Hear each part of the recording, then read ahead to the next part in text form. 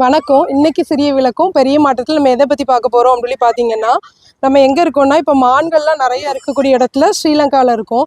எதுக்காக திடீர்னு மான் கதையை சொல்கிறேன் அப்படின்னு பார்த்தீங்கன்னா, அது லாஸ்ட்டில் பார்ப்போம். இப்போது நிறைய பேருக்கு காமனாக நம்ம ஊரில் என்ன பண்ணுதுன்னா, ஹார்ட் ப்ராப்ளம் வந்து வருது. அதுக்கு நிறைய காரணங்கள் இருக்குது.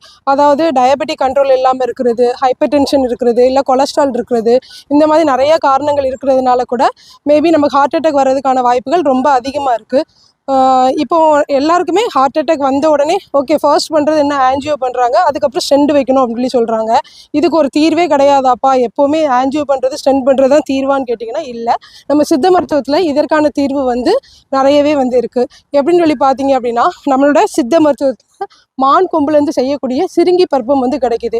இதை தேவையான அளவு மருத்துவரோட அறிவுரையோடு நீங்கள் தேனில் எடுத்தீங்க அப்படின்னு சொன்னால் இந்த ஹார்ட் ப்ராப்ளத்தை நமக்கு என்ன பண்ணலாம் அப்படின்னு பார்த்தீங்கன்னா கம்ப்ளீட்டாக, அதாவது ஹார்ட் பிளாக் இருக்கிறத கம்ப்ளீட்டாக சரி பண்ணுறதுக்கான வாய்ப்புகள் நமக்கு ரொம்ப அதிகமாக இருக்குது. நன்றி.